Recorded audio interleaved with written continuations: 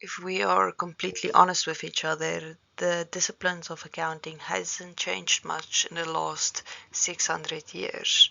And the three elements known as assets, liabilities, and equities have truly stood the test of times and are still relevant today.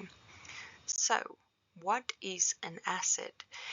It is a present economic resource that is controlled by the business entity, resulting from past events. This will result in a probable production of economic benefits. It should also be relevant to the business and be fairly representative. What does this even mean? So, let's look at it as a breakdown. The present economic resource is something that is scarce and that will be very useful for the business in performing their day-to-day task. Because of its scarcity, it's often expensive. Like an example would be a motor vehicle, land, buildings, equipment, and even machinery. And what do we mean by control? Control is a state of ownership when the resource is owned.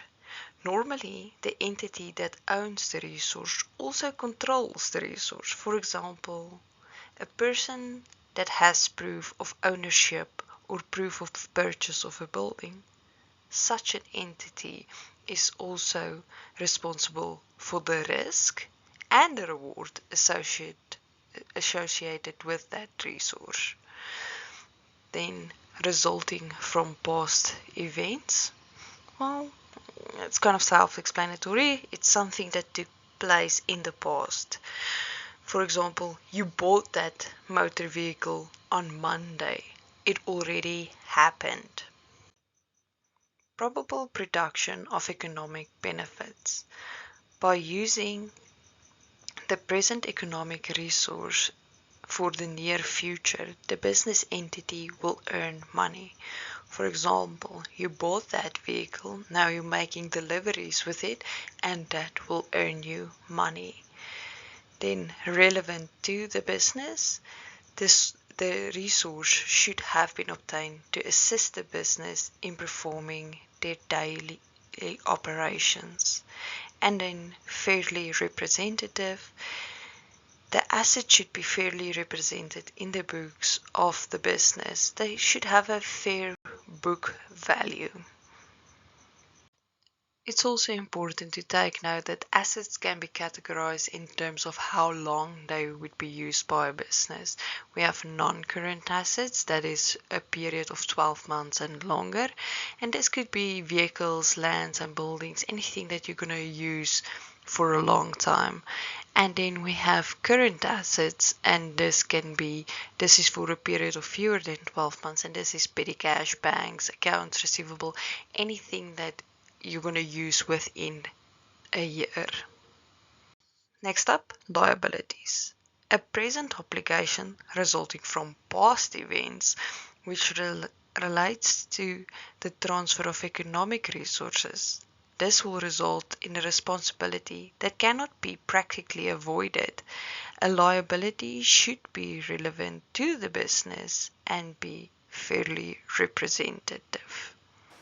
Again, what? So let's look at the breakdown. A present obligation, an urgent responsibility that has to be attended to as soon as possible. For example, you owe money to another business and you need to pay that back as soon as possible. That way, you will continue to be able to do business with them. Then, past events, well, it kind of is what it is. It's something that happened in the past, like last Monday when you bought that vehicle and you took out a loan. Then, transfer of an economic resource, a responsibility that has to attend to by the business due to a transfer of economic resources.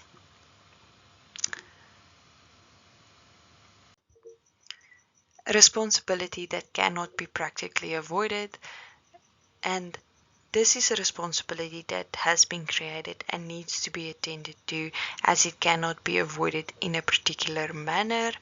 Then we have relevant to the business. The present of economic resource that has been obtained to assist the business in performing its relevant operations. So that vehicle was needed to make deliveries, even if it was on a loan. Then fairly representative, asset should be of fair value in its books of the business. You can't say you loaned more or less money than you actually did.